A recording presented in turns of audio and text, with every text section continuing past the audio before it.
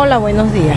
La semana pasada iniciamos con nuestro primer tema del planificador, que es sistema nervioso. El día de hoy vamos a continuar hablando sobre los tipos de neuronas.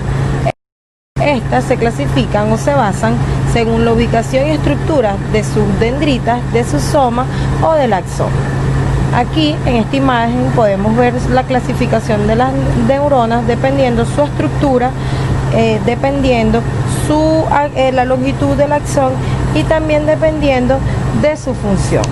Cuando hablamos según su estructura, están las neuronas unipolares que tienen un solo tipo de prolongación, están las neuronas pseudo-unipolares que aparentemente son dos prolongaciones, pero realmente es una dividida en dos.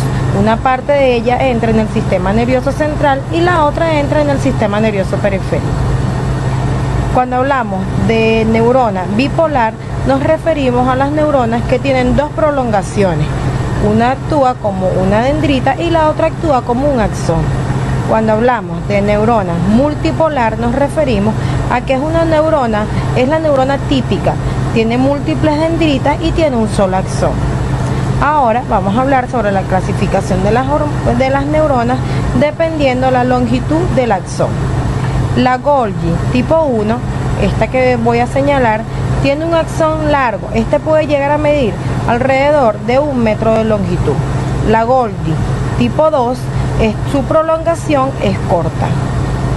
Ahora vamos a hablar sobre las neuronas según su función.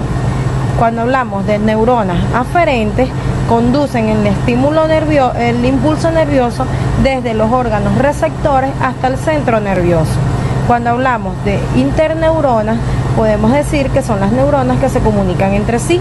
Cuando hablamos de neuronas eferentes, son las neuronas que llevan el impulso nervioso desde el centro nervioso hasta los órganos efectores. Otro punto muy importante a tocar es el arco reflejo. El arco reflejo es la unidad estructural y funcional del sistema nervioso.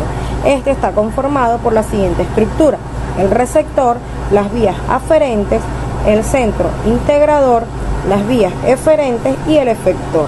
Cuando hablamos del receptor, este capta el estímulo de medio externo e interno.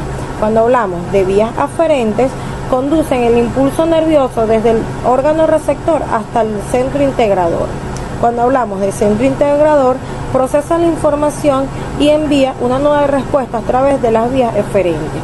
Y cuando hablo de las vías eferentes, es porque conducen el impulso nervioso desde el centro integrador hasta el órgano efector. El órgano efector es un músculo glándula que se encarga de generar una respuesta. Si es motora, es a nivel muscular, y si es secretora, es a nivel de glándula.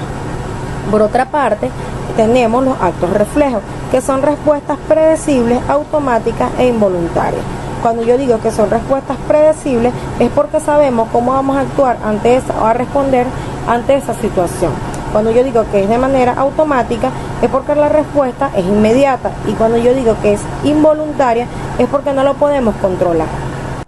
Un ejemplo de actos reflejos puede ser cuando flexionamos nuestro brazo rápidamente al sentir algo caliente en nuestras manos o un pinchazo en nuestros dedos.